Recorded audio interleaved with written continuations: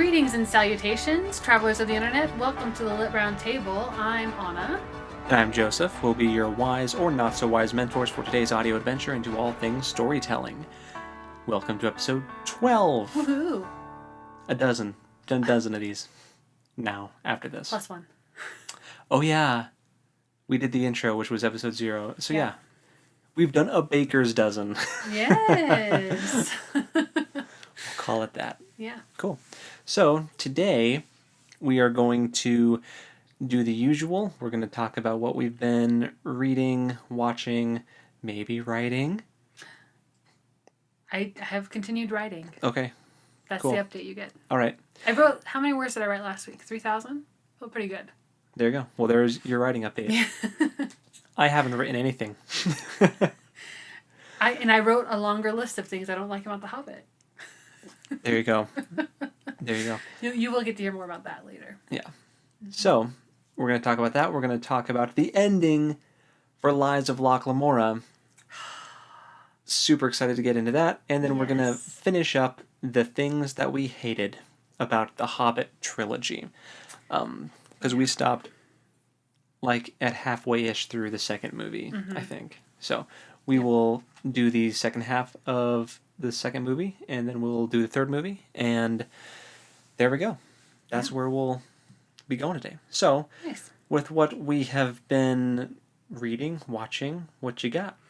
So I don't have a whole lot. After last week, I feel like I had a lot more stuff. So, but this week I am actually on to the third book in the Rin Chupeco series. So I finished The Bone Witch, finished The Heart Forger, and now I'm on The Shadow Glass. And it is getting progressively better. Good. Which is kind of unusual. Usually I feel like the first book is like super solid in a trilogy, and then like the subsequent books are good, but like not as good as the first book. Yeah, because the first one like grabbed you, you know? Yes. And that was like, I feel like the first book is usually, if it's like a series or a trilogy, is like the first book was the author's like original idea. Yeah. original idea, and then the second or, you know, the subsequent books are all like, oh, I get to write more of these. The publisher wants more. Now I have to figure out more plot. Yeah.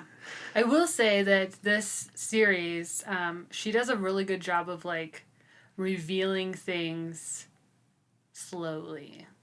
Because there's like two different perspectives as you're reading. You get to hear like the main character girl's like first person perspective, and then at the end of each chapter you get to hear the bard's perspective from the future. So like it's hard to explain, but it's quite good, and I'm really enjoying her writing style. So yeah. Very cool.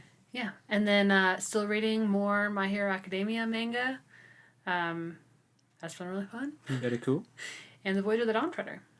So, still Awesome. working on the other books I listed, like Shadow and Bone or whatever, but haven't made any We've mentioned progress. that a few times, so yeah. Eventually I'll finish it. I don't really have too much new for reading. Or is that watching too? Or Watching, I did rewatch all of the Hobbit movies. in preparation for this and the things that we loved. Yes, because I was like, I'm going to need to refresh my memory on like what I actually liked about these movies. Otherwise, still working on Death Note. Bad Batch and Loki are still airing new episodes, so still working on those. Have you seen episode 3 of Loki? No. I watched it today. I won't spoil anything, but it's very good. Thank you. I'm excited to watch it. Very, very good. So, that's all I got, though. Awesome. For me, things that I have been reading, not a lot, because I already finished Lies of Locke Lamora, and I know we're going to start the first Dragonlance book shortly, but I haven't had a chance really to pick up anything else. It's been busy, and I've prioritized other things, like, once again, now... Critical Role update? I'm on episode 101. Oh my gosh. You're making good progress, dude. I broke through the hundreds. I'm in the triple digits. It was really sad, though, because I watched the episode that aired on March 16th of 2020. And that was their 5-year anniversary, so it was like a special occasion. They're all like dressed up. fancy and like, oh, thanks everyone for 5 years, blah blah. And they're like, we know it's like kind of crazy right now and things are looking kind of scary, but we're just gonna try to have fun tonight and blah blah. And then an episode, they upload weekly, right? But then there wasn't a new episode uploaded until like July. Oh, they had to take a huge break. Yeah. And then they came back and they're in this weird new setup where it's all pre-recorded and they're all separated and they're not, they don't get to record live around the gaming table anymore, which is sad. Maybe for the next campaign they can go back to I think for campaign 3 they'll be able to go back to the normal setup. But yeah, so that's where I'm at with the Critical Role stuff. And let's see, I also picked Skyrim back up just for fun, because I remember that I had started a playthrough a long time ago, because the first time I played it, I was like the Paragon, like super honorable, good guy, had like a big axe that I used. You were Barithor. I was a Nord.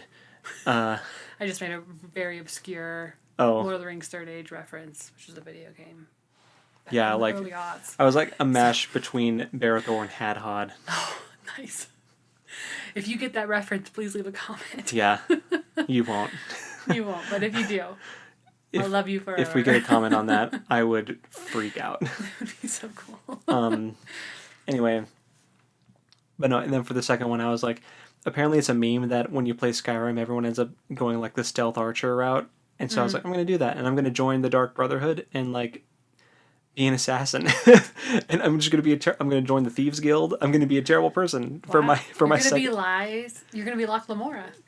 Worse. Worse. I'm gonna be the Grey King. Oh gosh. No, thank you. Yeah. But no, it's been pretty fun. I understand why the stealth archer thing is the thing that people do, because it's like way easier. Oh really? To just you max out your stealth perk and then nobody can ever see you, and then you just snipe people from super far away. Get the super crazy high sneak attack damage with the stealth stuff. Yeah. So anyway, I've been doing that the last couple of days. Yeah. And we have another session for RPG this coming Monday, I think. Yes. And we just finished an adventure last time. So now we'll get to start on a new one. Yeah. So that's been really fun. Anna, your character in particular has... I texted you about it after you guys did your upgrade things. Did you know that was like a thing? Yeah. Anna, I'm so proud. She looked at the abilities and picked abilities that would be super, work super well together. And now I'm going to have to fight her, and that's not going to go well for me now.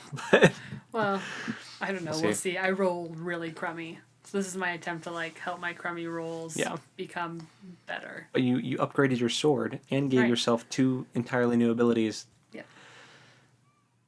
Yeah. I did. But anyway, so that's been fun, and I think that's pretty much it with what I've been reading and watching. I already said that I watched the 3rd episode of Loki. I'm still keeping up with the Bad Batch. I'm a few behind on that one now, I think. We are still watching My Hero Academia. Oh, yeah. And we just finished season 4, and we're going to watch the movie 2 Heroes, and we just ordered it on Amazon a few days ago. Hopefully it's here by Sunday. Yeah, it's supposed to come on Friday. Nice. So I'm hoping that we'll be able to watch that on Sunday. And then we can get into season 5. So, yeah. Very cool. Yep. So that's where we're at. I can hear the children in the background again, so... Yeah, if there's kids in the background, hey, it's no heed. They're having a good old time. Yeah. Out on their trampoline. Oh, that's That's memories that I know. I forgot I had jumping on a trampoline. We never had one, but being at a friend's house, jumping on a trampoline. Yeah. Yep. Anyway, so yeah. Now we will go ahead and move on to The Lies of Locke Lamora. Setting my timer for 15 minutes this week because we gotta finish up the whole book, man. We gotta talk about all the things. So much happened in the last chapter. I know. I was writing out a summary so I would remember what to talk about, and as I was writing I was like, oh my gosh, was this all just in the... It was all just in the last chapter. That is crazy.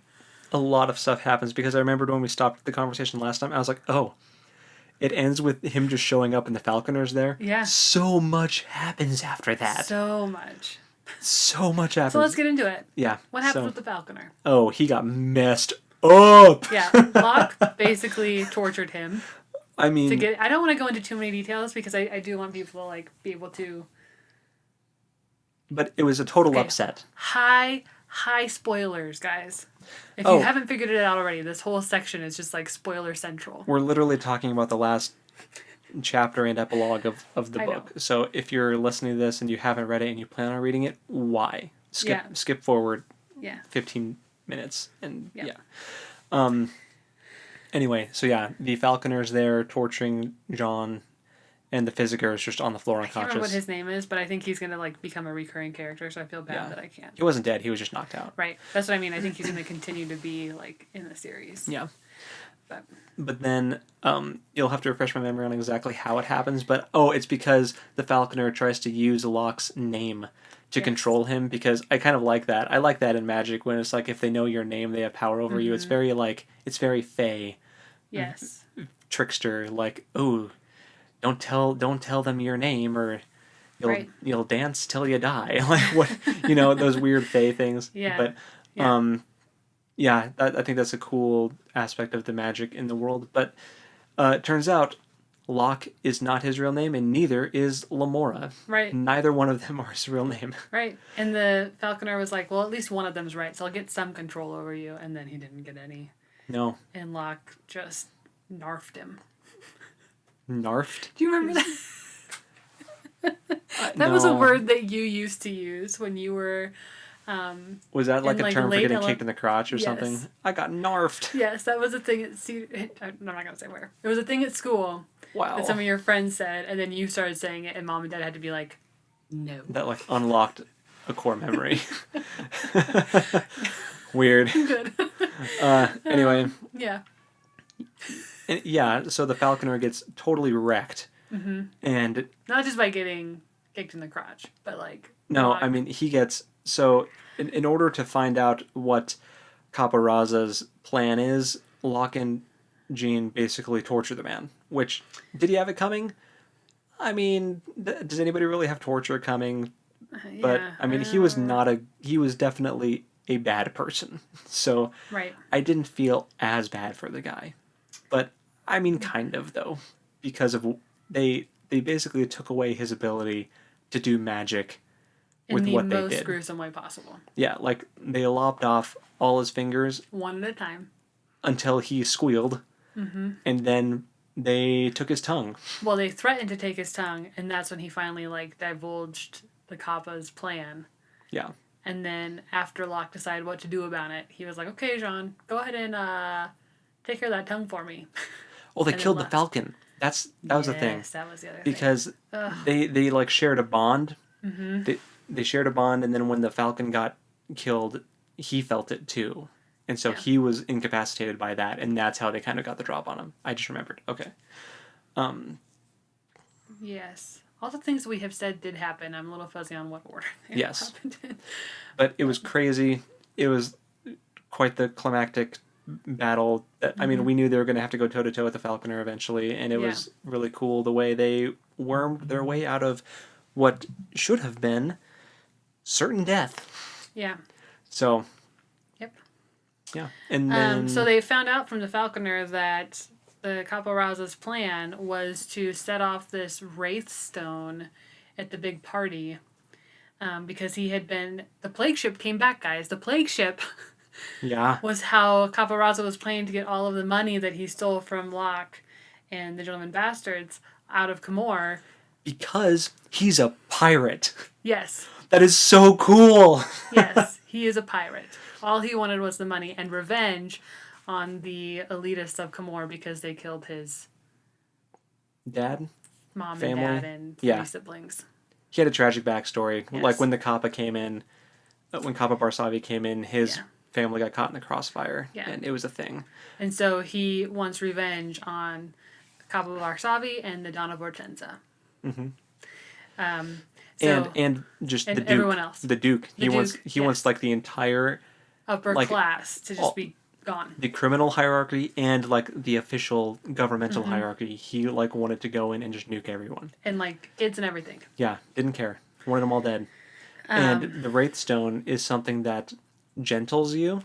Yeah, which I'm not really sure what that means, but I don't like the sound of it. Anna, if you had paid attention to the setting... No. I know that they talked about animals being gentle earlier, but I'm not, like, real clear on what that would look like for a human, I think is what I'm... Because, like, what I'm envisioning is, like, Narnian versus dumb beasts. Or, like, in Narnia, there's the talking animals, and then there's the animals that don't talk. And those are, like, the dumb ones. So I was like, the... animals that don't talk are gentled. That's what I'm envisioning. I think it's even a step further because the animals in this are already that way. Right. Are already the dumb animals, and then they get they're gentled. Just, like, extra dumb. And then they're basically zombies. Like they just do what they're told, and they just stand there, and it's like they're not even really alive. Yeah. So a bunch of people, including children, that get like an entire mansion full of the entire governmental body gets gentled. Yeah. That would be bad. Not good. So Locke is put up with the choice of, do I go after Caparozza, or do I go and save all of the higher echelon of people? Yeah. And the Falconer's like, now you're not such a good guy, are you? Because you're going to go after Caparozza. And Locke was like, no, I'm not. I'm going to go save all these people. And I was like, Locke, you're like kind of a gray character, but right, and especially after just torturing the Falconer, but... Definitely anti-hero vibes. But you're like, yeah, good on you, man. He does have a moral compass. He does. Yeah. And, if he hadn't got that's kind of like, wasn't expecting to go into that when I was reading this, but like the ethical, dilemma of torture. Like if he hadn't tortured the guy, they would never have found out about this plot, and all those people would have died. Right. Yeah. So the ethics of torture. Fascinating. Yeah. I would like to make a firm stance that I'm against torture. Thank you. However, I'm just gonna squirm over here. Yeah, no, I'm against torture for sure. But that was interesting, I guess. I wasn't expecting this book to go there. Is the only statement I was going to make. I've basically not expected this book to go any of the places. Yeah. Good job, Scott Lynch. Yes. So he goes back to the party. Has to convince them to let him back in because obviously by this point everyone knows that he's not who he said he was. He does eventually get back in after some shenanigans and does convince them to go look at the statues. Yeah, because Caparozza had gifted a bunch of these statues to the Duke. Yeah. And not knowing that they were all had a payload inside of this Wraith Stone that was going to go off and gentle everyone. So they had to go and track down all these statues. And there's just 4 of them, but they were on different levels. Yeah, inconveniently placed. Yes. And not light. No, they were heavy. It took 8 people to carry them up to the highest level so they could drown them in water, and then the vapors that did escape would go above. Yeah. And dissipate up into the sky. Yeah. It was a whole thing. Very crazy, but they pulled it off. And I like how there was some fun banter between Locke and the what were their names? Salvares, yeah. Mm-hmm. Because Locke was like, "Oh, look at us working together. I'm not so bad, am I?" And then Sophia was like, "If I ever see you again, I'm going to kill you." She's just so done with you. Which totally fair. Yeah. Yeah. And while he's there, he has to convince them to let him leave again to go deal with Caparozza, which obviously, everyone else is also going to be trying to find Caparozza. And he lied and told them that all the gold was in the... a refuse pit, yes, where the sewage goes. There's 3 big barges that take the waste out of the city. Uh-huh. And he was like, oh yeah, Caparozza, his plan is to get the money out that way. But also, will you please... I can't remember exactly how he phrased it to get Donna Vorchenza to agree to sink the plague ship. Maybe he said that that's the plan. For piety's sake. Yes. Was it piety or prosperity? Piety, because it was revealed later that it was like a religious thing. Yes, it was revealed later that it was his like death. Yeah, it was basically a sacrifice to the 13th. Mm-hmm. That I think that's revealed in the epilogue. yeah. Sorry. Or maybe yeah. But basically all the money was actually on that plague ship. And he convinced them to sink the plague ship because they thought that Caparaz was getting away on the ship. And he said for piety's sake. Propriety. Or propriety. For propriety's sake. So then it's revealed that it's a death offering. So basically he's paying to... Because Sorry. of... I was looking up the thing and I didn't hear what you were saying. Yeah. I was just saying that he convinced them to sink the ship. Yes. So, but it was for propriety's sake, and it was for the twins and for Bug and yeah, it's like all. And Nazca. Yep. Nazca. Nazca. Okay, I was right the first time. Yeah, but then smash cut to the Grey King. He's sitting on the floating tomb. What do they call it? Exactly the barge where the Kappa hangs out. Resides, and he watches as the tower does not erupt with the wraith stone stuff that would gentle everyone, and he's annoyed at that, and then he sees his ship get sunk. Yes, named the Satisfaction. Yeah. And he receives a message from an unknown person that they're coming for him next, which kind of goads him on a little. Yeah, it kind of mocks him into staying, and he kicks everyone out of the floating barge and draws a sword and just kind of sits on his throne. He like redons all of his Grey King attire, and he's just ready to duke it out with whoever shows up, who is of course Locke. Our boy, who's not very good at fighting. Nope. And gets the crap beat out of him. Yep. But it was very a good fight, though. Entertaining to read because it was... I don't know if entertaining is the right word. Gripping. Well, yeah. It definitely, yeah. Entertaining is a funny word. I was very invested. Yes. Same. They had some good banter. It was a good fight scene. I was into it. I liked the callback at the very end when Locke finally manages to get the upper hand, which he didn't the entire fight. He pulls the trick that he did on the rival gang boys when he was like, I just have to hold out long enough for Jean to get here. Yeah. And as he's got like the Grey King's sword like through his forearm, like all the way through his forearm, and he's like got the Grey King grappled to like try to prevent him from killing him, basically. Yep. He's just got him in this grip, even though he's definitely losing. He says, I just have to hold out long enough for Jean to get here. And then he manages to throw something with his other hand. It's like a coin or something. To distract the Grey King, and he says, Jean, finally, you showed up. And the Grey King freaks out and turns around, and then Locke takes him out. Yeah. So. And then Jean does show up, which is good, because Locke is, like, dying. On death's door. Like, he has been stabbed and cut so many times. Yeah. And Jean's like, you're not allowed to die. What are you talking about? Yeah. And carries him. Carries him off. To the Physiker to get some help. Yeah. So the Grey King got taken out. The day got saved. Yep. But the authorities know who the Thorn of Comor is. And he basically promised that he would leave Comor and never return. That was part of the condition to him. Yeah. Them letting him go to take out the Grey King. So. And then the epilogue is... So we see that they find the Falconer, and he's, like, all kinds of messed up. Oh, yeah. Obviously. Yep. But he's, like, mentally also messed up now because he's endured something so horrible. Yep. And they figure out that he's a bonds mage, and basically they're like, we're just going to keep sending this on to the next person to try and decide what to do about it, because none of us want to take any responsibility for him. And then we also see the Vorcenza, Donna Vorcenza with the Salvaras, and she, like, they discover that there's no money anywhere, and it's all gone. And then she's like, you know what? I'm going to groom you guys to become the next spider because I want to retire. Yeah, so that's kind of revealed that they're going to be the next head of intelligence. Yes. Kind of thing. Yep. Which is kind of cool. That's our timer. There's the timer. Hey, that's perfect timing. We can do like a brief like wrap up. What were your overall impressions and emotions surrounding the book now that you've read the whole thing? What are your thoughts?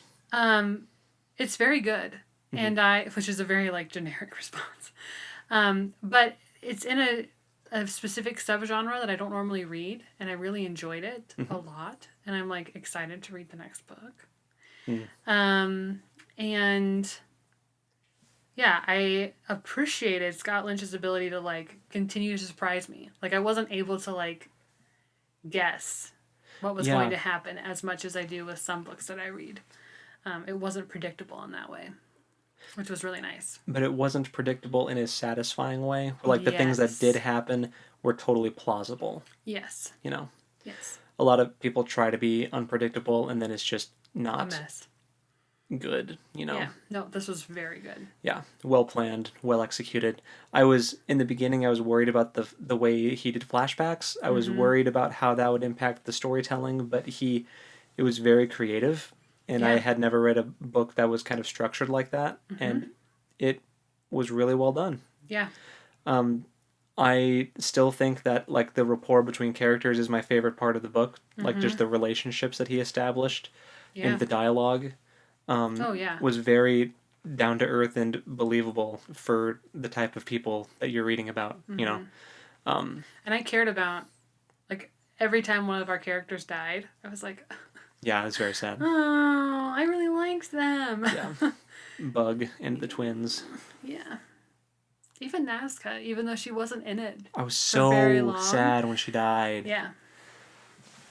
Yeah. Yeah. But no, I was very impressed. And I think the next one has more of a nautical theme to it. Like, I think it's more about them being on a boat and, like, sailing around and, like, doing stuff. That makes sense. Which is cool. Yeah. Because it's kind of like, piratey fantasy. That's not that's not a genre I've ever read. No, so me either. I'm here for it. Yeah. So I'm excited to see what happens. Maybe we'll actually get to meet Locke's love interest in the next book. She does get an honorable mention at the very end where he's like, Sean, if you ever see her, please tell her. And he was like, no, man, you're going to tell her yourself. Shut up. Yeah. We never got to meet her, but I think probably the next one, I bet she shows up. Yeah. But so what's your recommendation? Give me a out of 10. Oh. I'm going to give it a solid 8. Okay. There's always things that could be better or different, you know. It's pretty hard to be a 10 out of 10. Yeah. I would say I really really liked it. So I don't normally do ratings out of 10. I usually just do out of 5 on Goodreads, and if I liked it, I give it a 5. Okay, I'll give it a 4. Okay. We'll do out of 5. I'll give it a 4 out of 5, or like 4.5. Yeah, 4.5 sounds good. Like I really enjoyed it. Mm-hmm.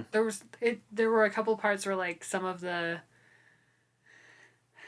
like the nasty things that happened were like like the torture stuff. Yeah. Too much. We never got to see what's his name? The weird torture guy from Barsavi. I'm assuming he's dead. I'm assuming that he got caught up in all of that. Yeah. And died. Like, I thought he was going to be like a menacing character, but I think he probably got taken out by Caparazza. Yeah. What was his name? It was an ironic name. Yeah. It was... We talked about it in like the second... Oh my gosh. Something gentle kindness. It was something like that. It was Sage Kindness? That sounds right. I think that's right. I don't know if you've been listening or if you're listening to our like final compilation, you'll be like, duh, you said it like 10 episodes ago. Yeah. I think it's Sage Kindness. Yeah, that sounds right. Yeah, he never came back. No. But it's fine because we had plenty of gruesome torture. Oh, yeah. Without him. Yeah. But no, I thought it was very good. I enjoyed it a lot. So yeah, me too. Let us know what you thought if you were reading along. Yeah. So. I'd love to hear. Mm-hmm. So. And now, back to the main event of dunking on the Hobbit Trilogy. It's so sad. I wanted to love it, but I can't. And I don't. I know. There are again, there are things that I do love about it, mm-hmm. but overall, there are, like, on the balance of things that I loved versus hated, there's too much in the negative for me to like truly enjoy Agreed. watching them. So anyway, where we left off was when we just finished like the barrel out of bonds part where the dwarves escape from the elves in the barrels and they show up in Lake Town. Keely was shot with a Morgul arrow, which makes no sense. We already talked about Morgul weapons are used by ring wraiths. And there's never established in canon that they had any kind of arrow that would do anything like that. Although, that's cool, but it would have been a ring wraith doing it, not an orc. Sorry. Right. Also, orcs in daylight. Yeah. I do have a question about the ring wraiths. And I'm hoping that you can answer this with your vast Silmarillion knowledge. Okay. Does it make sense for them to be at Dol Guldur?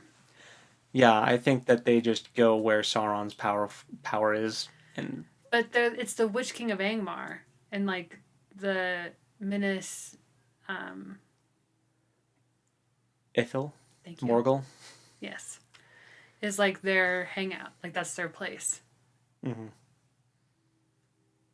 They hop around. Like even during the War of the Ring, there was a ring wraith in Dol Guldur, orchestrating forces that actually attacked Lothlorien. Okay. From Dol Guldur. Okay. So no, Dol Guldur. It just seemed odd that they like discovered them all there, and I was like, if you actually, I don't know off the top of my head, but if you actually dig deep into like the lore in the timeline of where they were and when, I think it's more likely that they weren't actually there and that they were in Mordor preparing for Sauron to get back. Okay. But it wouldn't have been totally uncalled for them to be there, so I didn't mind it. Well, you also mentioned how you didn't like that they were like their astral versions of themselves. Well, in the first one, how they just weren't consistent with what that looks like, because they showed us the Wraith version that Frodo sees when he puts the ring on and can see into the spirit world. Right. But then later, in the Battle of Five Armies, they look totally different. They look like ghosty, like, you know. They look like video game characters. Yeah, they did. They're like transparent. Okay. Yeah, it was weird. Okay, because I was just going to say that, like, it didn't bother me that they were, like, visible in their ghosty form to the White Council, because they're all ring bearers except for Saruman, who is, like, the head of the wizards. Yeah. So, like, it made sense to me that they would be able to see them in their ghosty forms without... Oh, yeah, that wasn't a problem for me. But, okay. Cool. I just wanted to clarify that a little bit. Because there is a point where I think when they drove them out... I'd have to brush up on my timeline stuff, because there is a point where, because they would have already been established in Minas Morgul at this time, because that's where the last king of Gondor got killed. Right. Because the Witch King challenged him to a duel and he decided to go like an idiot. Okay. But yeah, that's a good question, but I don't know the answer off the top of my head. Well. I think it's lore-wise, I think it's fine that they were in Dol Guldur. Okay, that was the one thing where I was like, I don't know if that makes sense or not. It might not be lore accurate, but I think it's lore passable. Like, it's plausible. Anyway. I have a lot of other things about that scene that I absolutely despise. Yeah, we will get there, though. We're not there yet. Okay. So, we still have to go over all the dumb stuff with how they split up the dwarves for no reason, even though they weren't split up in the book. Oh, yeah, because this is what I'm thinking of is in the last movie. Okay, sorry. I just rewatched the last one the most recently, so that's the one that's on my brain. So in the Desolation of Smaug, they split the dwarves up. So Thorin, a couple of the dwarves, and Bilbo go to Erebor, while Filiculi, Oin... And Beaufort. Beaufort also. My love. We'll talk about him more later. But... Yeah, he's part of the things that I love. Beaufort is my favorite dwarf by far. Yes, same. I like his accent. Yes. Anyway, they stay in Lake Town because Keely got shot with an arrow, and they're like trying to figure out what to do about that. And then Legolas and Tauriel decide to show up. Because there are orcs afoot? They were tracking the orcs, and they followed them to Lake Town. So it's actually like I think the orcs attack them. And then Tauriel and Legolas show up to help them fight the orcs off. And while Legolas is kind of going head-to-head with Bolg, who should have just been the orc bad guy in the whole series that we shouldn't have met until the last one. But that's neither here nor there. There was the weird fight with Bolg and Legolas, which I did not like. It's mostly because the orcs were like too big and brawny. Yeah. They were like bigger and brawnier than the Uruk-hai were. Yeah. Like they're so Doesn't make any huge. sense. They should have been small. Like I guess if you sired from Azog, who is like a great orc or whatever, like they're supposed, like, if you want to say that some orcs are just bigger than others, that's fine. But like on like the majority, I feel like, of these orcs were, especially in Battle of Five Armies, were like very oversized. Oh yeah. And like way bigger than the Uruk-hai. Which, like, the whole thing about the Uruk-hai was that they were huge. Yeah. And just better and smarter and tougher. But anyway, these orcs seem pretty dang smart, which is, we'll get to it. Yeah. But anyway, I wasn't a huge fan of that whole sequence, and Legolas using Orcrist, whatever, like, that was just weird. I don't know. It was just, and then he loses to Bolg, and Bolg just gets away. Mm-hmm. Legolas, and then Legolas is like, Tora, let's go. And then he, like, rides off without her, and she's like, I'm gonna go save my other boyfriend. Yeah. This is me making a choice in the love triangle. And I'm going to ask for Athelos, which does not grow there. No. That was actually in my thing. Kingsfoil, the magical cure-all. It's like the Gold Bond healing cream of Middle Earth. It's so annoying because, like, that was a cool thing in the, like, for Aragorn specifically. Yeah. As a ranger. And, like, totally legitimate. But it is just a common weed most places. But I don't think it's a common weed in the Shire. Yeah. But it was, like, known for being the king's, like, herb in Gondor. But it's not like a prevalent, like, people all over Middle Earth know about Kingsfoil being this, like, magic plant. And think about it. They went and got Kingsfoil from a pig pen in Lake Town. Right. Think about the logistics of this. Why do you have pigs in Lake Town? You just fish. Yeah. You're on a lake. Yeah, that's true. Why do you... And why wouldn't you just have the pig pens be on land? Why would you take the time to walk pigs over a huge bridge to be in Lake Town? I don't know, man. You're asking too many questions. Just the world building there it just shattered the lore. Yeah. Pigs in Lake Town, lore shattered. Also, there's pugs in Lake Town. So that's a thing. Were there? Yeah. Oh, I didn't even notice. I was so distracted by all the other garbage that was happening. But also, Stephen Colbert's in Lake Town. Okay. Did you notice that? I don't. He has a cameo. I think I've seen it before. I'm fine with that. Oh yeah, no. Please put Stephen Colbert in all of the Lord of the Rings things. Yeah, he deserves it. Super fan to the core.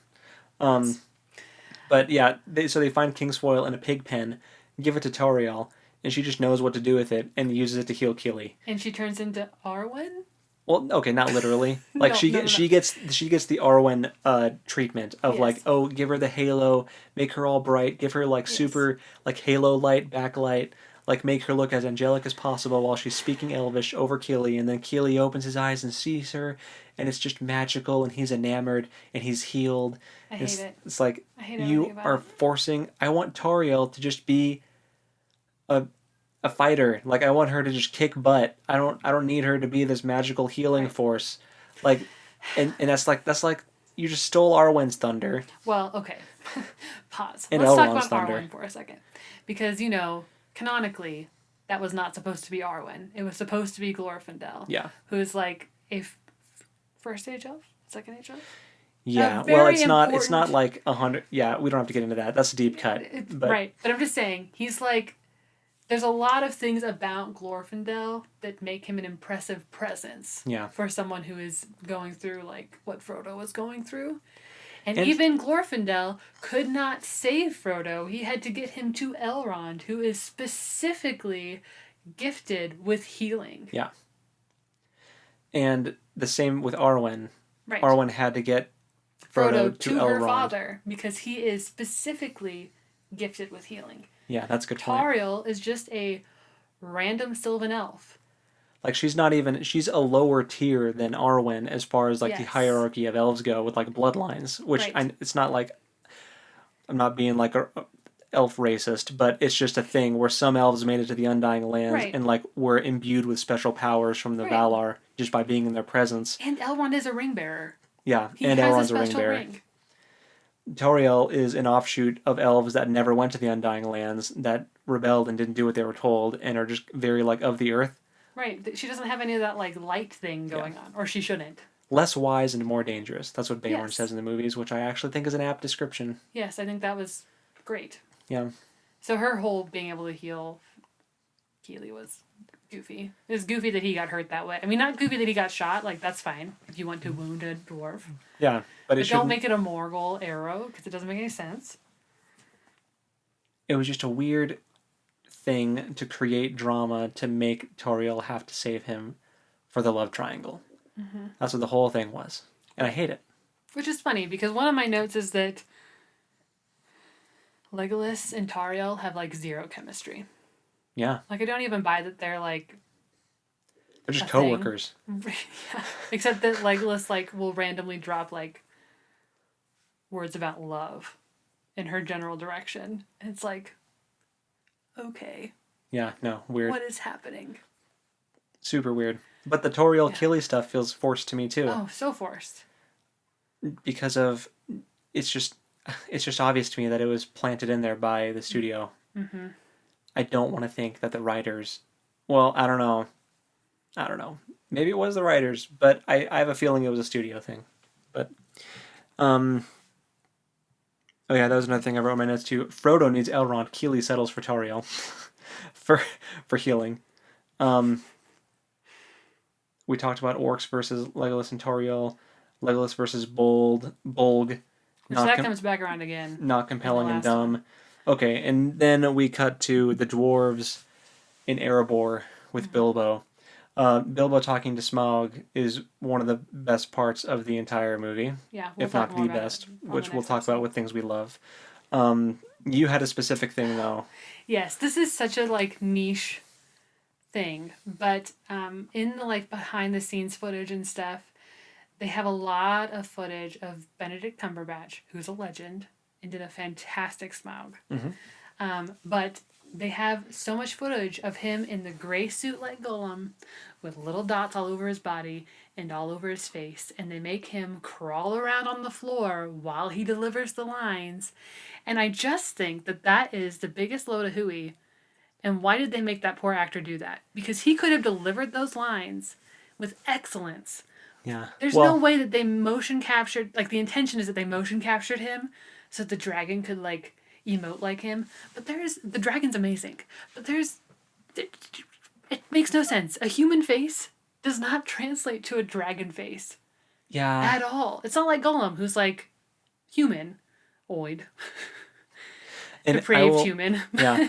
I will say that neither of us know probably enough about motion capture technology for sure to, like, have a strong opinion, true. But I agree that they didn't have to do that, and he went through more than he should have for that role. Like, he should have just been a voice actor for that, and they didn't need to bring him in for mocap for a dragon. No. That's kind of weird. But also, I doubt, with what you were saying about delivering the lines, I highly doubt that him delivering the lines during motion capture was the audio that was used. Then why? I hate it. I think he was just delivering the lines. I think he was just delivering the lines to get in character. I think that's what it was. It makes zero sense. I hate it for him. Yeah. Benedict Cumberbatch, if you ever listen to this, I'm so sorry they made you do that. It's not cool. Also, I want to be a guest on our podcast. Yes. We can talk all about it. But so that was... With that aside, with the weird mocap stuff with Benedict Cumberbatch... Everything else with the dragon was... Performance was great. The voice, amazing. The music, amazing. The size of the treasure hoard, amazing. Mm-hmm. Crazy. Martin Freeman, amazing. And then But then, here's where... We're saying a lot of good things. Everything just gets thrown out the window. In the book, Smaug just says, forget this, leaves... I'm gonna go destroy Lake Town. I forget, like, I haven't read the book in a long time. What's, like, his reason for just bouncing? I think he's just a dragon. He just gets mad. He's like, whatever, I'm gonna... whatever Hobbit man barrel rider. I don't remember exactly what his motive is, but I don't remember it being flexing. Gonna go scope it out. Like, yeah. You've woken me up, and now I need to stretch and see what's happening. Or maybe he can smell the dwarves, and that ticks him off. Yeah, maybe. Because I remember, like, he does breathe fire when he gets out. I think he does try to kill the dwarves when he gets out. I think that's what it is. He, like, smells the dwarves. He knows the dwarves are there. He leaves, tries to kill the dwarves. Doesn't, but they can see, like, the glow in Lake Town, and they're like, oh, it's gold running down the river. The dwarves were successful. We're going to be rich. And then Smaug comes and destroys the place. Because he's, like, all hot and bothered. So that's the way it's supposed to be. Now, in the movie, the dwarves end up fighting Smaug in Erebor, and it's just, guys, you should have died so many times. Oh, yeah. You're fighting a literal dragon. He's so huge, and he breathes fire. He ruined your entire kingdom, and there's like 5 of you. Like, what do you think you're gonna do? And the whole thing was it just felt stretched, like butter scraped over too much bread. That's the description of this. Like, the butter is the content. Yes. The bread is the 3 movies that the studio wanted as a cash grab, and it's spread over too much. Like, you tried to do too much, and the dwarves having a weird, drawn-out, convoluted fight with Smaug in Erebor was dumb. I hated it. Made no sense. And especially at the end, where they somehow fired up the forges, which haven't been fired up in decades. They used Smaug's fire. Okay. I'm just saying, I just watched the movie, so that's what they tricked him into starting the fire. Yeah, I guess. Again, it's a fantasy world. It was Bilbo's idea, okay? It's a fantasy world. If it was Martin Freeman, then I guess it goes in the list of things I love. But it just, the whole thing, it was just like, this is just here for action, because the movie apparently didn't have enough action, even though all of the action scenes in this movie were put in. And they're not canon in the book. Every action scene so far. Like, the orcs attacking in the barrels, the orcs attacking Lake Town. Okay. The fire in the trees. Out of the frying pan and into the I'm talking fire. about the second movie. Okay. I was like, just the second movie. Yes. The first one, that's a whole other thing. Spiders were a legitimate fight, but it was just Bilbo. Oh, you're right. That was that movie too. Okay, the spiders, but the elves fighting the spiders. Right, that wasn't real. So yeah, most, like 99% of the fights in this movie were manufactured just for action sequences. And when by the time we got to Erebor, I was like, okay, I guess this is the action sequence. Like, whatever. This is when we get to flex our effects budget.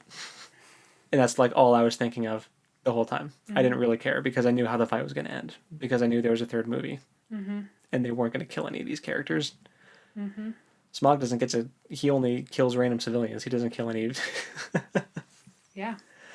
But then at the end of the fight, though, they managed to ignite a big vat of gold and managed to melt it. They managed to get the gold to its melting point. And pour it into a mold.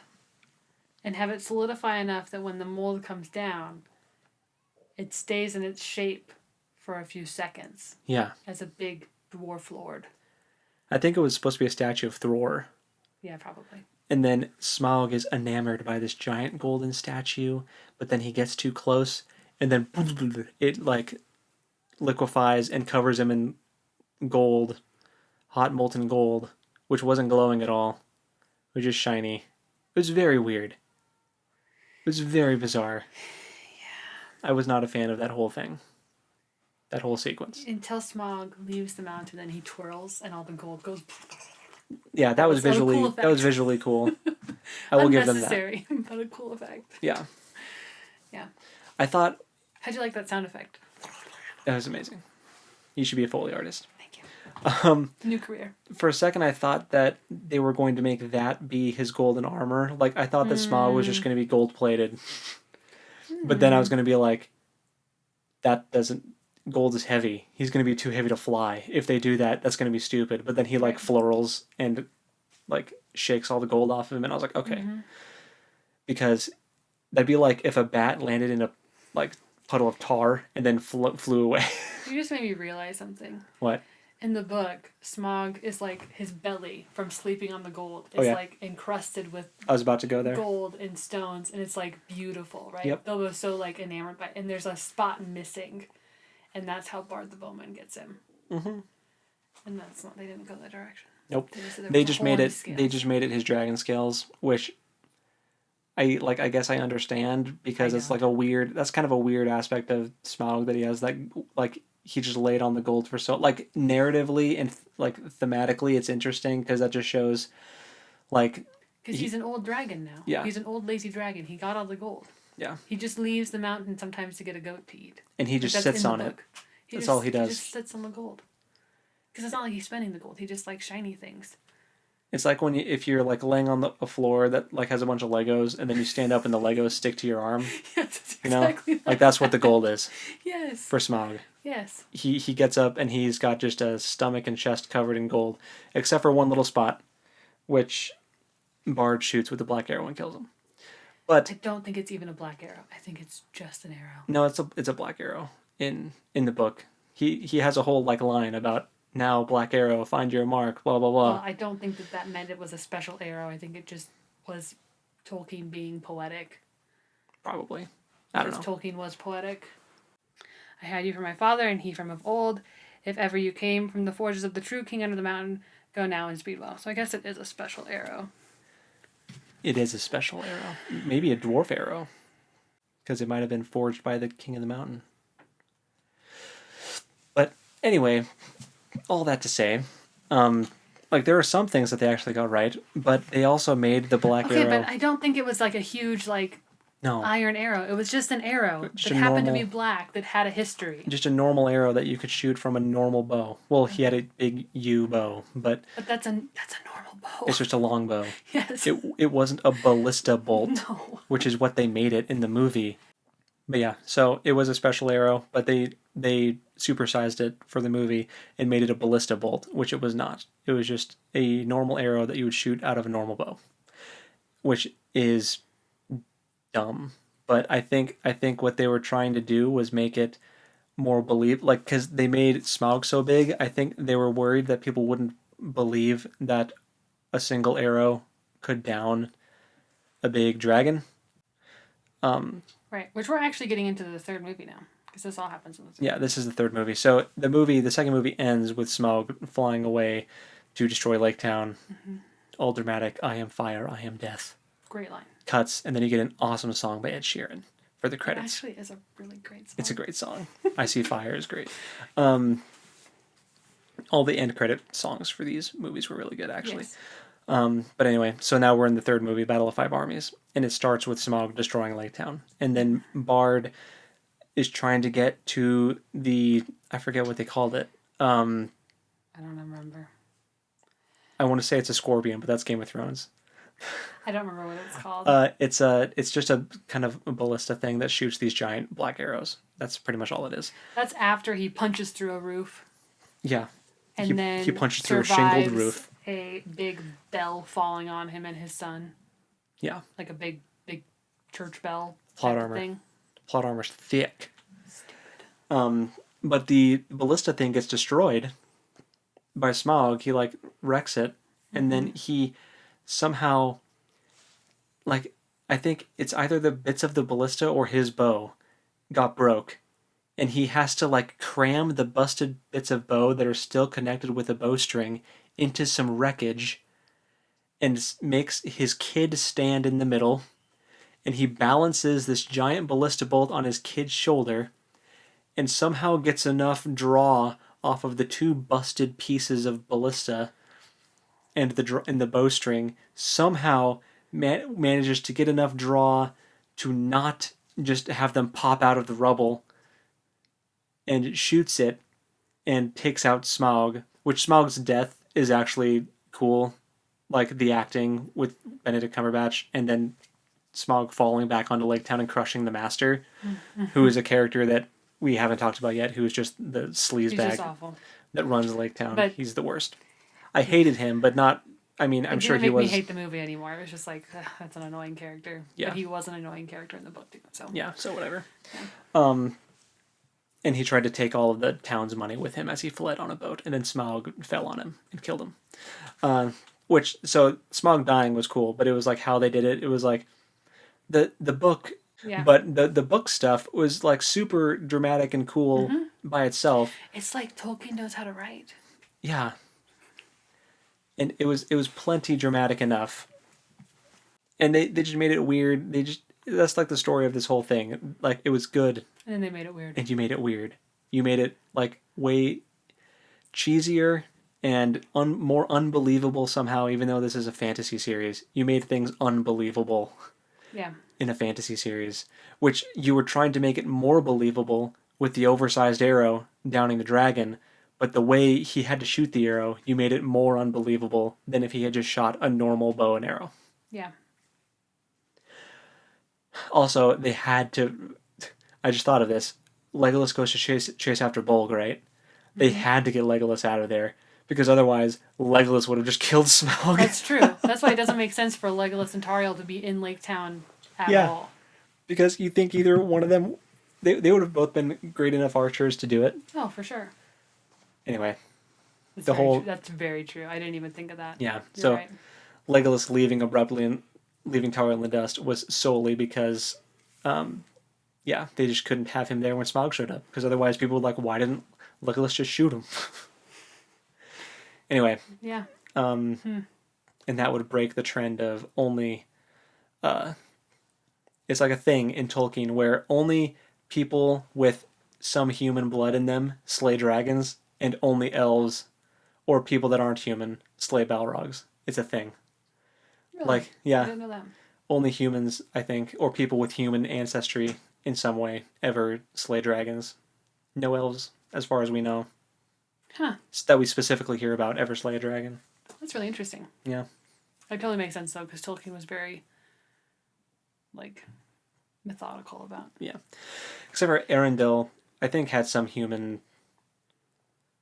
Wasn't he descended from Beren and Luthien? Arundel, yes. Arundel? Because he takes out in Calagon. Mm-hmm. So yeah, he has some human blood. Yeah, he's half and half.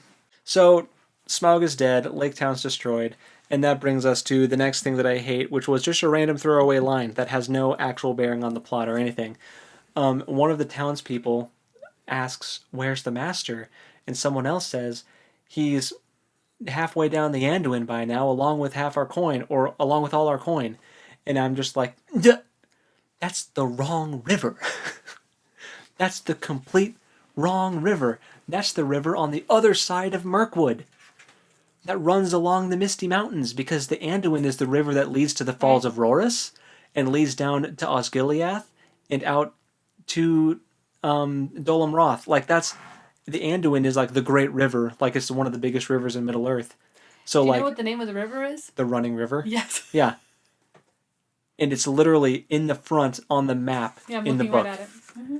It's did nobody vet these lines that are... did nobody do research into, just the geographical... I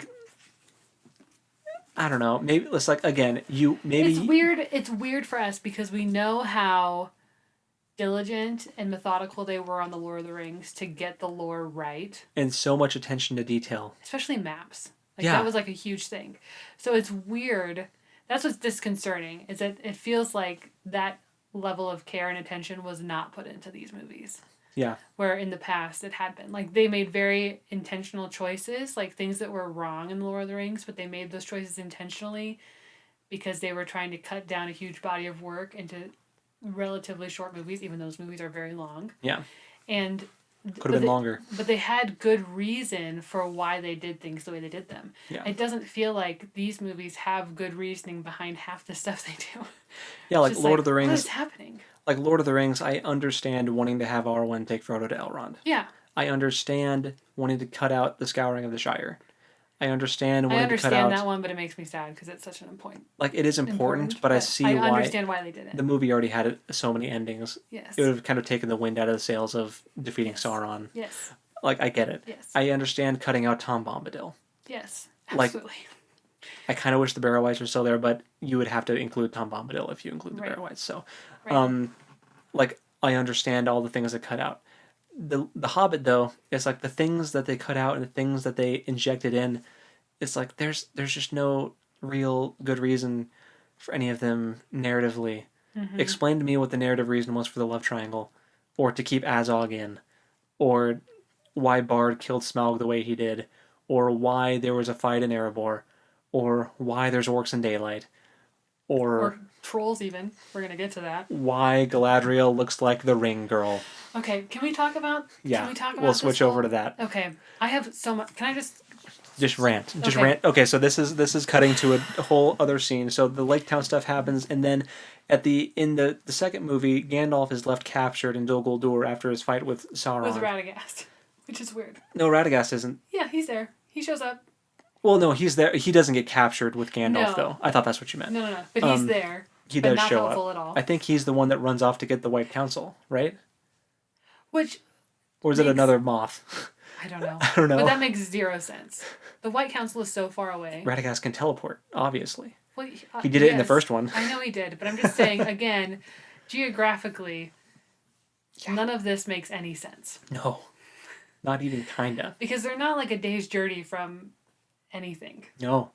They're in the middle of nowhere. If we've learned anything from the RPG that we're playing, it's that it takes forever a long time to get through Mirkwood. It took them 24 days on foot to get through Mirkwood. Anyway, so Gandalf is like captured. Galadriel shows up, fights off one of the ring wraiths. I don't really know. Well, she disintegrates an orc. Or something. I don't know. I'm so like numb to like all this stuff that I was like, this doesn't make any sense. Yeah. But she freaking picks up Gandalf and carries him like a baby. Yeah. 10 feet. There was some weird... And then sits him down. And I'm like, what was the point of that? Why couldn't he just chill where he was? Because they wanted her to carry him and show how strong she is. She had to carry him into the arena for the boss battle. They could have just had him already be in the arena when she showed up. It was weird. She didn't have to carry him. It was very weird. It was visually very unsettling. They wanted the weird imagery of Galadriel carrying Gandalf. But why? Because there's also, like, they've been building this, like, weird romantic-esque tension between Gandalf and Galadriel, which... super weird. Makes no sense. I don't like it. Like, I don't like it either. Like, it makes sense for them to have, like, good rapport and be very friendly, because they would have been. Yeah. But there would have been no romantic inclination. No weird longing gazes into each other's eyes. No.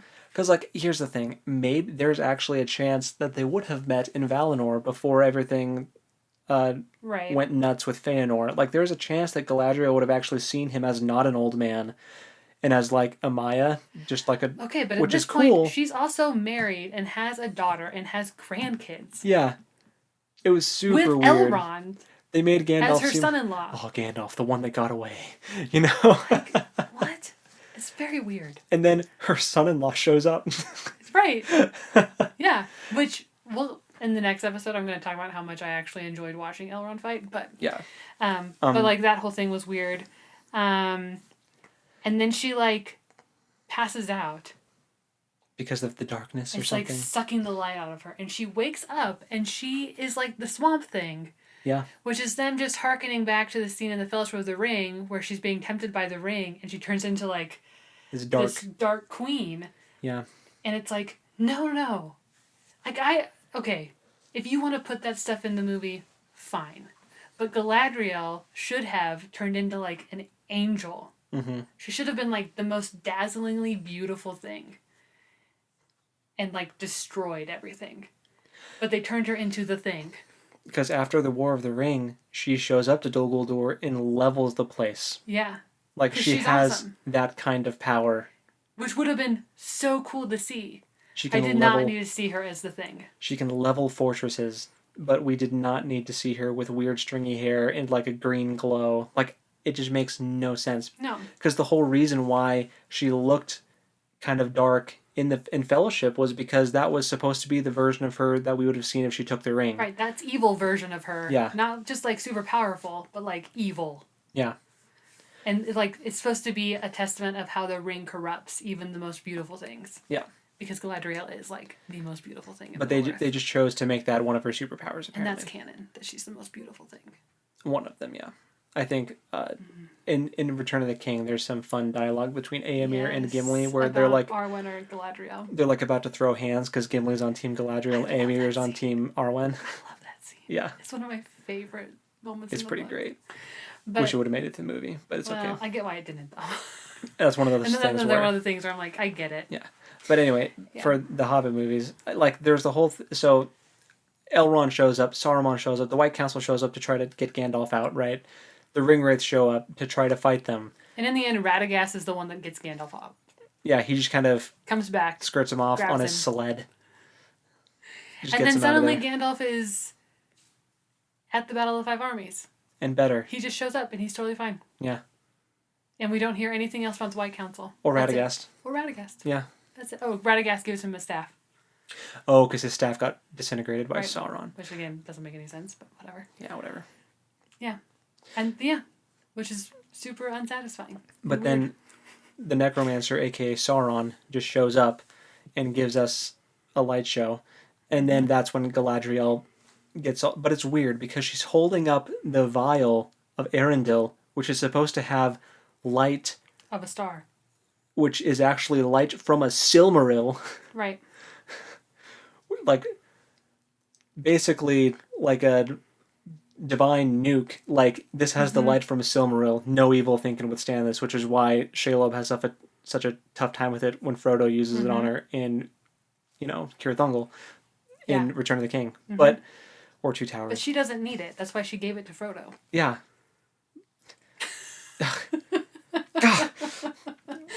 Because she's got enough of her own energy. This movie makes me feel like I'm having a stroke. I actually had a really hard time rewatching them all this last week because I was just like, because I had been thinking like I should own these movies just because I'm kind of a completionist that way. Yeah. And so I had to borrow them from Mom and Dad to watch them, and then I'm like halfway through the second one, I'm like, I don't want to own these movies. I don't want to watch these movies. I don't enjoy them. They just frustrate me. Like I said before, you can't know too much about the lore. Because it ruins Our mom has said several times, she's like, I haven't read the book, so they don't bother me that much. Exactly. But the rest of us, they bug the heck out. If you don't know the source material, you're fine. Yeah. But if you know the source material, you're going to have a rough time. Which is us right now. Just reliving this. But basically, Galadriel goes dark side, but also uses the light thing somehow. It makes so it's like a weird contradiction of like darkness and also like here's a light thing that's going to shoo the Ringwraiths and Sauron away, which works. Sauron gets thrown out and goes to Mordor, presumably. Anyway, so then that's where things end with that whole plot thing.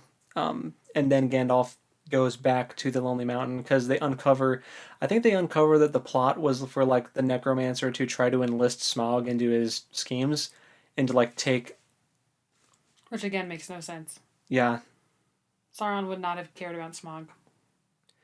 I don't... Maybe if Smaug hadn't died in The Hobbit, would that have been a problem later on if Sauron became more powerful? I don't know. I think Smaug was so independent at that point. Yeah. Like, back in the day, yes, the dragons were used as tools by the big bad. Yeah, but Smaug had his horde and was living the high life. Yeah. Chilling out in the Lonely Mountain. Sauron would have had to have found a way to enslave Smaug or like somehow take the treasure away and promise to give it back if he helped him somehow. I don't know. But yeah, I think that Smaug would have been too prideful.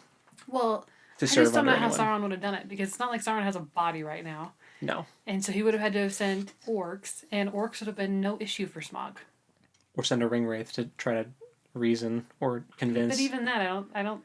Send the mouth of Sauron. I think Smaug would have made short order of him, just like Aragorn did. Yep. Talk about kill the messenger. Yeah. But then it gets into like the actual Battle of Five Armies stuff.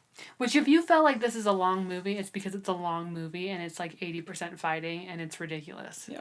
It just takes forever. Pretty much. So. I'm like sick of talking about it. Yeah, let's just rapid fire through some of these because it's already getting long. So basically,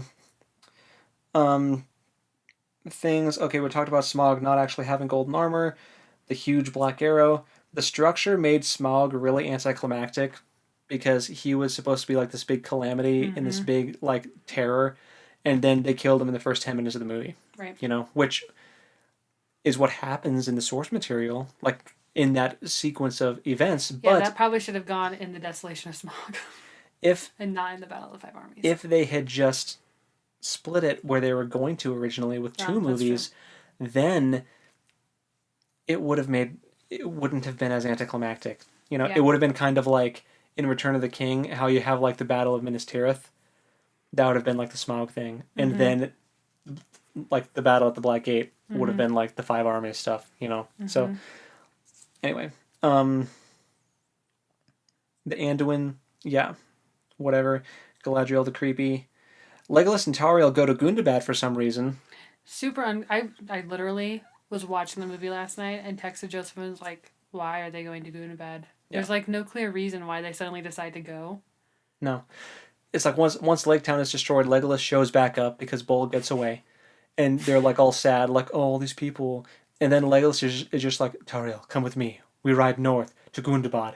Even though Gundabad isn't even north. It's almost directly west. Another thing where the writers have no idea what they're talking about with the geography of these. It's like I wrote the geography for this. Because I am this turned around most of the time. Yeah. But I would have looked this stuff up. Yeah. Gundabad is practically directly west. Like, they would have had to go up and around Mirkwood, along the Grey Mountains, until the Grey Mountains meet the Misty Mountains. That's where Gundabad is, like, in the middle of those... Definitely not a day's journey. No. Again, that would have been like 10 days just to get there. But they made it there in 10 minutes. Makes no sense. And there are bats bred for war there. Is that a canonical Tolkien thing? The bats just show up to block out the sun. I don't know if we know specifically they're bred for war. But that's a line Legolas has, and I was like, what? Yeah, it's weird. But they don't use the bats to block out the sun. No. Any other time, they don't care. There were not enough bats to block out the sun. No. But like that's the thing in The Hobbit though. Like which would have been visually so much cooler if the bats actually showed up to block out the sun. That would have been so metal. Yes. And then the orcs, we wouldn't have to talk about how there are once again orcs in broad daylight. Yeah. Doing whatever the heck they want. So let's talk about the Battle of the Five Armies. Yes. But first, okay. Oh, the necklace. The weird necklace that Thranduil is after. Because there's these three gems or whatever. So there's, I even forgot about this. Tauriel and Legolas leave to go to Gundabad. These are just like sequence things that happen. The elves actually show up because now that Smaug is dead, they want a piece of the treasure. The humans show up because they're like, our city got wrecked. We need a piece of the treasure to rebuild. And Thorin also promised him a piece of the treasure. Yeah. And then he reneges on that promise. And Thorin and the dwarves that were in Lake Town somehow make it back to Erebor. They just kind of leave. It's unclear why they suddenly decide to go to Erebor, but they do. Yeah. Well, I'm sure they just want to see how their buds are doing, but it's just, whatever. The dwarves that were in Lake Town just go to Erebor, and then the dwarves and Bilbo are holed up in the Lonely Mountain. The elves and the humans, which are Thranduil and Bard is now leading the humans, are now like trying to negotiate for stuff. And Thranduil, at one point, mentions this necklace, right? Or someone... At some point, a necklace gets mentioned where Thranduil really wants this necklace that was in the treasure hoard. And Thorin won't give it. It has something to do with his wife. Yeah, it's got to have something to do with his wife. It's never specifically stated. They just make very vague comments about her. Yeah. Randomly.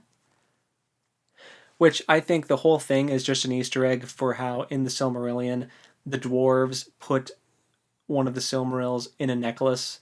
And there's this big fight between the elves and Doriath and some dwarves over this. And even Ents get involved. It was like That's weird because Ents usually don't care. It was this big thing. And like some of the descendants of Beren and Luthien were involved. I think Arendelle might have been involved. It was like this big thing. I forget what the necklace was called, but I don't know. I haven't read that part yet. Yeah, no. It's like part of the events that lead to Doriath's downfall, like that whole Forest Kingdom. But again, weird that Thranduil would be involved in that. No, and like this isn't even that, but I think it was just like an Easter egg where they were trying to like make it kind of like that for like this. It's like, again, they put in weird Easter eggs for the super nerds, but then they can't get basic geography right. They also put in weird Easter eggs for the Lord of the Rings movies, which just have a bad way of like diminishing. Yeah. Because like there's also like throwaway lines where I can't even think of one off the top of my head now. But like Gandalf talks about how the courage of hobbits, blah blah blah. It's like, but he didn't know about the courage of hobbits until the Bilbo thing. Yeah. That's why it's important when he says it to Frodo. Yeah. Because Bilbo broke the mold. Yep. So it doesn't make it just anyway. But and while things are going south with the talks at Erebor, the dwarves show up from the Iron Hills, which is I believe that's in the books. Mm-hmm.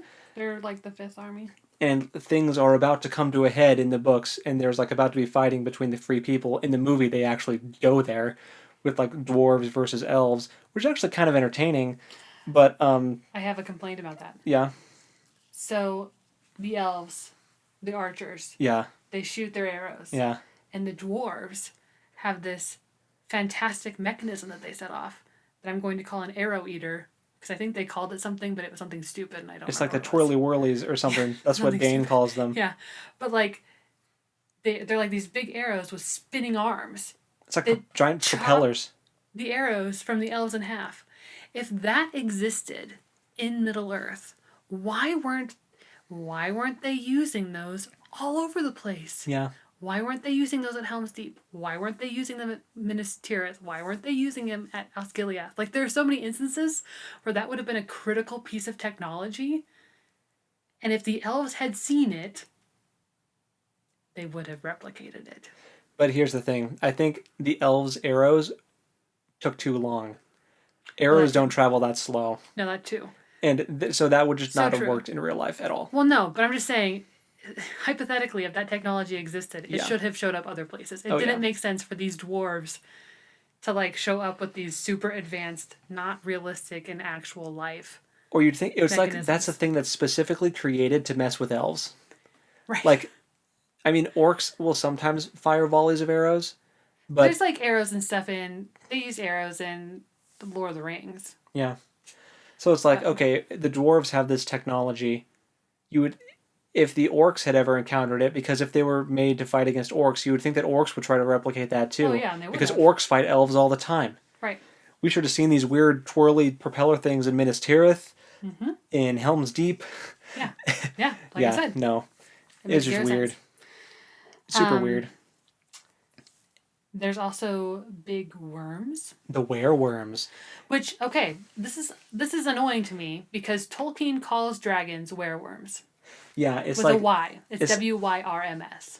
I think they chose to interpret them as separate beasts, even though I'm pretty sure Tolkien it's is just referring... another word for dragon. It's an old English way of referring to dragons. Yeah. And they, like, made these sci-fi... Like, they look like dune worms. Yeah. They show them... They look like the Sarlacc. Yeah. They show them coming out of the earth, and then they don't ever reference them again. No. They disappear. They don't help with the fight at all. It's like the orcs were traveling behind them in the tunnels that they were creating. Is that what the plan was? Yeah. It was dumb. I was like, this is stupid. These shouldn't be here. The worms come out, but they like come out and back into their holes again, and then the orcs come out, and it's like, if the worm is still in the hole, how are the orcs getting out? Like...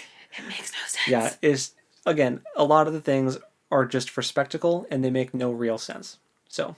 But the wereworms tick me off because it's like intentionally misinterpreting something that has a clear I'm trying to say etymology. But you know what I'm saying. That word. Listeners, you know what I'm trying to say. That one word. The wereworms are weird. Also, there are no wolves, which the orcs are actually supposed to show up riding on wolves with the bats. It would have. They're actually supposed to be the same orcs from the Misty Mountains. Yeah. Because they ticked them off in the Misty Mountains and they've followed them. Which technically Gundabad is in the Misty Mountains. So I guess it makes sense that some orcs would have come from there. But it's just dumb. It's still dumb. There's no wolves, even though there should have been. You can do CGI for giant worms and for oversized bats and for like a random, like a weird, for Galadriel to look like the ring, but you can't do some CGI wolves? Like, whatever. Okay. And then the actual fighting starts. And there are moments that are cool, but there's just a lot, especially since for the movie to make sense, you have to watch the rated R extended version. And there are so many gruesome orc deaths, like orcs that get their legs chopped off and are walking around on the bloody stumps, and trolls that are just disgusting. The trolls make me so mad because, first of all, they should not be out in the sun. No, they turn to stone. Yes. These which we've already established in the first movie. Which, let's be fair, okay, there are certain trolls that can ignore that are called the Ologhai, which are like the Uruk-hai. They don't come up until the end of The Lord of the Rings. Because Sauron created them. Yes. These were just random trolls. Yet. But they're random trolls that the orcs have tortured. I actually feel bad for half the trolls. Yeah. Because there's one in particular that has no legs and no arms, and they've like... And blind. And he... blind because they have freaking chains going into his eyeballs that they can lead him by. It looks like a horror movie monster. It is disgusting. It's really gross. It makes me so angry. It has no place in this movie, and it has no place in this world. Like, the orcs are disgusting, but that's like another level. Yeah. And like, I wouldn't and it's not just like a passing thing. He's in it a lot. Yeah. Bofur ends up riding him and like using the chains to lead him to kill orcs. I'm like, oh my gosh, I am feeling very uncomfortable, and it's my favorite dwarf on this poor tortured troll that I just want someone to put out of its misery. Yeah. Because I feel so bad for it. Which the sun's out, it should just be turned to stone and be put out of its misery, but it's not. But also, what's the purpose of cutting off the troll's legs? Because it was still walking around, but it was on like peg legs, you know? It would have been just as able to stomp on things with its actual legs. Was it so that people couldn't like slash at his legs to hurt him? I don't know. Oh, that might hurt him. Let's just cut him off and give him peg legs. Yeah, no, that was super weird. We also have Bolg. Okay, so Legolas and Tauriel show up again, right? Yeah. And Thorin charges out of the mountain all heroic and whatever. Cool moment. That's from the books. They charge out of the mountain with all the fancy weapons and armor from Erebor. Mm-hmm. Thorin gets some redemption because he had some dragon sickness going on where he was like super obsessed with all the treasure. They charge out. Azog shows up, and there's a point where Thorin, Fili and Kili, and Dwalin decide to go to where Azog is on the battlefield, which is Ravenhill, where Azog is like orchestrating the orc forces with these weird like signal things.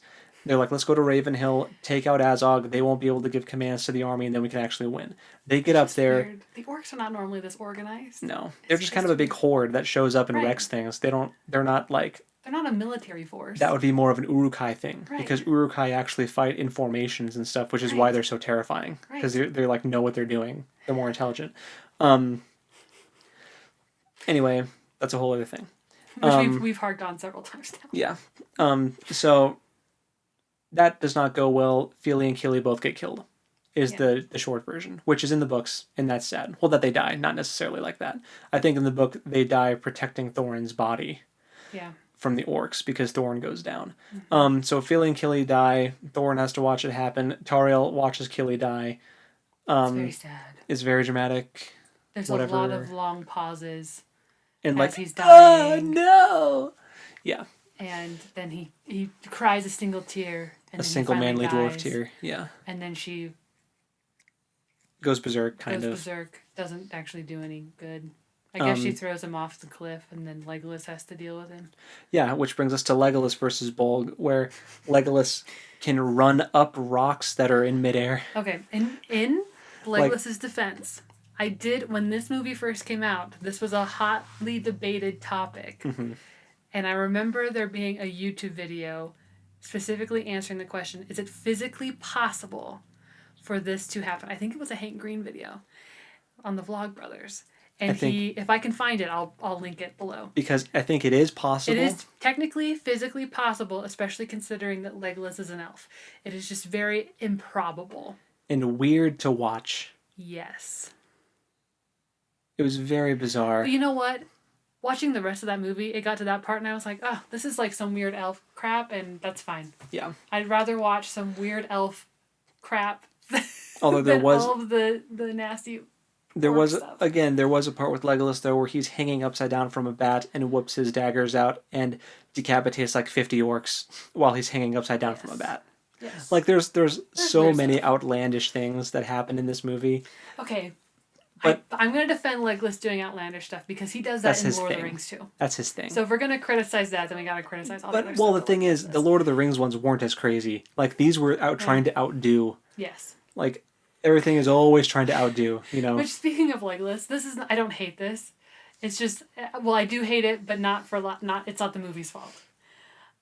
Orlando Bloom is 10 years older in the Hobbit movies. Yeah, and he's you can tell. much bigger dude. You can tell. He's just like buffer. Yeah. He's not like the 18-year-old like skinny guy. Yeah. So he, and his face is bigger. Mm-hmm. So I just hate aging. Mm-hmm. I hate what aging does to us. But again, not the movie's fault, and not Orlando Bloom's fault. It's nothing. Just a funny continuity thing where it's like, oh, in the next movie, like if you watch the next one, you're going to be this like very skinny little elf guy. Yeah. I mean, maybe he was depressed after Battle of Five Armies, but he did get exiled, or he exiled himself. Beorn shows up. Should have killed Bolg. Doesn't. That's because Bolg was fighting Legolas. Yeah, which Bolg is dumb. can't be in two places at one time, Joseph. There was no reason for Beorn to show up, really. Which I guess. No, but that's in the book. No, I know, but I mean, in the book, it was like he really hates orcs, and I forget the reasoning. Like he's friends with the eagles and whatever, and so the eagles pick him up when they go to help out, but they don't talk about why in the movie. He just kind of shows up riding an eagle, so right. it just in the movie it doesn't make sense.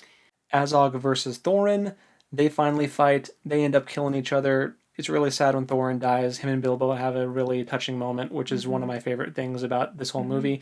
But Azog, okay, he breathes underwater. He falls through ice on a frozen river, and is floating around under the ice wearing metal armor, and he has a metal blade arm. Like as soon as he goes underwater, he should be donezo. Like he should freeze to death pretty quickly. But apparently hypothermia and shock are not a thing in Middle-earth, because he opens his eyes dramatically while he's under the water and Thorin is watching him die, so he thinks. He opens his eyes, stabs his knife arm up through however many inches of ice with no wind-up, like no way to build up momentum for the strike, pierces Thorin's foot through his boot. Yeah. Like, which is probably made of pretty sturdy stuff. They're dwarves. You think they don't have steel toes? He drives the sword through Thorin's boot and then just totally crashes out of the ice. Like ice goes everywhere. He explodes out of the ice with some magic orc strength. I don't know. And kills Thorin. I mean, they end up killing each other. They stab each other. Right. In that. But it's just, he could not survive going underwater wearing metal armor, and he was under there for like a long time. For like several 10 to 15 seconds unconscious under ice water, freezing, wearing metal. It makes just as much sense as Locke and Lies of Locke Lamora being in a casket of horse pee. But he wasn't in there that long. And he was unconscious, and he was in there for long enough. Was he unconscious? Yes. I don't know if he was. Yes, he was. I don't know. That seemed more believable to me than that. At least the horse pee wasn't frozen. Wow. So, anyway, that was weird. Didn't like that. The real reason why this movie only makes sense if you watch the extended version is because in the theatrical version, the Battle of Five Armies happens. It's sad, bittersweet. Bilbo goes home, finds out that the hobbits thought he was dead and sold most of his stuff, which is kind of funny. That's true to the book. Like, that's just kind of, there's not a ton of falling action. And totally, you don't know what happens to the Arkenstone. One of the main reasons why they were trying to retake Erebor, the dwarves, because the Arkenstone is like the king's jewel. And it's like a thing where you can't rule if you don't have the Arkenstone. Also, you don't know who becomes the king, because Thorin and Fili and Kili all die, and they're like the three people in the royal succession. You don't know who becomes king under the mountain. You don't know what happens with any of that stuff. But you have to wait until the extended version comes out because that's when it's revealed during Thorn's burial that he is buried with the Arkenstone and with Orcrist. Mm-hmm. Which that's true to the book. That is true to the book because that means they will never be surprised again because his sword will glow blue when orcs are close, which is cool. They don't talk about that in the movie though, but that's the reason why he's buried with it in the book. Yeah. And he has the Arkenstone buried with him too. And then they proclaim Dane, which is actually Thorin's cousin, the leader of the Iron Hill dwarves, the king under the mountain, which makes sense. But you don't know that unless you watch the extended version. So it's just there's so many plot holes and unresolved plot points. Yeah. And they force you to watch the version with the gross orc brutalities. Yeah. And it's just frustrating. Yeah. I have 2 more things. I also have one more thing. Okay. So what are your 2 more things? Because maybe it matches. Well, my 2 things are all about Thranduil. Okay. Mine might overlap. What are your things? Well, first of all, Thranduil is emotionally unstable and selfish, like the entire movie, which is super annoying because he would not have been that way. Huge loose cannon. Yeah. Like, you don't know if he's actually going to help with the fight. Mm-hmm. Like, he's there, and then he kind of decides to, like, pull back, but then he engages again. Like, it's very bizarre. It's very strange. And atypical for an elf. Like, usually when, like, from my understanding in the past, when elves go to battle, they don't leave until the job is done, one way or another. Sure. I don't know. I mean, just like when I'm thinking about the Battle of the Black Gate and, like, with the Sildur and everything, like, the elves showed up. The Last Alliance and everything, yeah. Like, they showed up and they did what they had to do. Besieged the big bad stronghold for, like, a long time. Yeah. So it just seemed really weird to me that he was being so weird about it. Because elves, like, really hate orcs, you know? Like, a lot. Like, ancient nemesis, you see an orc, you kill it. Like, that's kind of the way elves roll. Right. So you'd think... But they were, like, letting the elf and dwarf feud, like, supersede the... like, the fact that elves and orcs were created to be combatant against each other. Yeah. But I will say...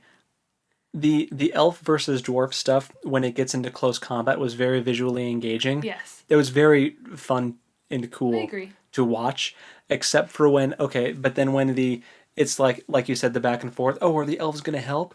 Are they not? We don't know. Oh man, the dwarves are dying really fast. I hope the elves will help. Like, there's this weird part over the dwarves. Where the dwarves have a shield wall with spears. Very effective. Yeah, like shield walls are historically a very effective fighting method. Mm-hmm. I was like, oh good, they're doing the thing. This is great. They've got like a really intimidating looking shield wall, which they're dwarves too, so you know they're gonna dig in and they're not gonna move. And the orcs are charging, and then the elves leap over the shield wall to fight the orcs that are charging on the other side of it. You just gave up your entire advantage of the shield wall. Right. Just to look cool? I don't know. No, you should have been standing like right behind the shield wall and reached over them. But not like jumped over them. Reached over them. Yeah, well, they should have got their bows out again. Okay. Well, yeah. They should have got their bows out again and shot the orcs as they were charging at the shield wall. Yes. Anyway, that was weird, but like... visually interesting. Fun to watch, but weird. It made no sense. Yeah. Anyway, so Thranduil was weird. And then my other thing with Thranduil is that... so... Legolas is watching Tauriel grieve. Oh, never mind. Not my thing. And he's, like, super sad. Mm-hmm. And then you're led to believe that because of this, he turns to Thranduil and he says, I have to leave Mirkwood. And then Thranduil tells him to go find a man in the... where is he? In the wild. I think he says Strider. Doesn't he say he goes by Strider? He goes, well, what's his name? And he's like, go find this man. His father's name is Arathorn. He was a good man, and his son's an even better man, or something like that. Yeah, his son might turn out to be a great one. And Legolas is like, well, what's his name, Dad? And Thranduil goes, in the wild, he's known as Strider. And I just want to say, if Thranduil knows about Aragorn, Thranduil would know that his elf name is Estelle and that he's actually one of Elrond's wards and that he should just go straight to Rivendell. Because Aragorn's not that old in The Hobbit yet. No. And but they're acting like he is. Ridiculous. The timeline is all screwed up, which was my last thing. In the events of The Hobbit, I think I looked it up one time, Aragorn is like 12. Yeah, he would have been at Rivendell with Elrond and his mother. Yeah. And he would have been called Estelle, which means hope. And nobody... There's absolutely zero reason for even... Let's say Aragorn is like, I don't know, 20. Like, let's just mess with the timeline a little bit. He still wouldn't have done anything yet. Like, why would Thranduil send his kid to hang out with the Rangers in Arnor unless somehow Elrond and Thranduil had some kind of correspondence about it? That's what I'm saying. The only reason that Thranduil would know about Aragorn is if Elrond told him. Because Elrond is the only one who knows. And why would Elrond tell Thranduil? He wouldn't. Because they're not friends. It makes no sense. But also, so Legolas leaves Mirkwood. But then, in the Fellowship of the Ring, he is sent to the Council of Elrond as a representative of Mirkwood. Yeah. So at some point between the Hobbit movies, he had to go find Aragorn, go back home, get on good terms with Thranduil, and then get sent back out as an ambassador. I think they were just trying to have it make sense with when Legolas in Fellowship during the Council of Elrond says... This is no mere ranger. This is Aragorn, son of Arathorn. You owe him your... Okay, so but like, Legolas can know that information. Yeah. He could have just known that, because he is an elf. Like, at that point, Aragorn has made a name for himself. He's done a bunch of things. He's well known to most elves because he's gone and spent time at Lothlorien. I think the reason... He's already fallen in love with Arwen. Like... I think that the Mirkwood elves knew about him because I think Aragorn encountered them while he was tracking Gollum. Yes, in Mirkwood. And Gollum was actually imprisoned in Mirkwood, but he got away, which is why the Mirkwood elves showed up at Rivendell to tell Elrond, hey... It all makes sense. Gollum got away. Right. We don't know where he is, so you gotta be on the lookout for that, too. So... And, like, the ring is here now, so he might show up. Right. And then everything else happens. But... Yeah. But, no, yeah, the whole Strider name drop, that's what it was. It was a name drop. That's totally what it was, but it makes zero sense. Yeah. Stupid. He said that in the theater, and I was just like, shameless name drop is shameless. He definitely isn't known as Strider yet. There's... You'll learn his real name. I'm like, dude, he doesn't even know his own real name right now. Yeah. Because he's raised as Estelle for a long time. The Aragorn thing makes... And again, that's another thing. I mean, they played with the timeline in Fellowship as well. Yeah. Because Frodo doesn't just hang out for, like, however many years in between Bilbo's party and Gandalf coming back, you know, like that. Frodo's supposed to be like a middle-aged man. Like literally decades go by, and then Gandalf shows up again, and it's like, hey, you remember that ring? Huh, I've got a story. Right. That doesn't happen in the movies, which whatever. Well, and in those decades, Bilbo builds a rapport with Aragorn because Aragorn's home base is Rivendell. Yeah. So like they know each other, they share poems together. Mm-hmm. It's so cool. Yeah. But no, that's not what we get, and then. Yeah, the Aragorn stuff in The Hobbit is so out of place and makes so little sense. Does not belong there. No. And it should never have been included. Nope. And it's just another one of those things of who was keeping track of the source material and the lore. Because whoever it was did not do a good job. No. I don't know. So, anyway, that... Sorry, guys. You're probably sick of us talking about The Hobbit. Long episode. So, here's the thing. Next episode, we are going to go over all the things about the Hobbit trilogy that we love. Which it's going to be very positive. Will be very positive, because there are things... much shorter. Yeah, much shorter list. But it'll be much more positive, and it'll probably make us feel better. Because there were things that I genuinely love that happen in these movies. So I am excited to talk about those.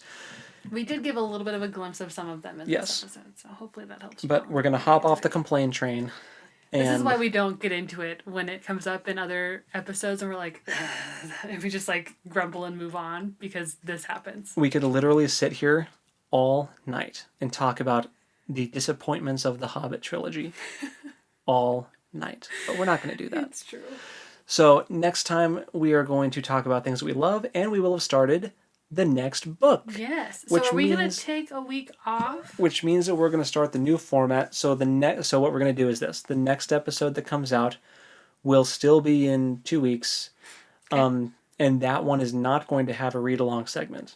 However, the next week, then it'll shift into the weekly uploads with the read-along happening every other week as well, just in the off week. So you'll have something to listen to every week. So which I'm gonna share once Joseph and I figure out the reading schedule. I'm gonna share that out on our social media platform. So that's Twitter. You can find us at Lit Round on Twitter, and on Facebook we have a page as well. It's called the Lit Round Table, and I'll put it in the subscription box. Description box of the YouTube video and this podcast. So, if you're looking on Libsyn or Apple Podcasts, you should see that description, just so you know what our reading schedule will be for the next book, so that you can read along. Which is called Dragons of Bottom Twilight. There you go. It's a Dragonlance novel. Dragonlance Volume 1. Awesome. Yeah. I'm excited. Yeah, me too. It's gonna be really good. Alrighty, so next time that's what we'll talk about, and we will talk to you then. But for now, go read something cool. Yeah, we'll catch you next time. Yep. Later. Bye.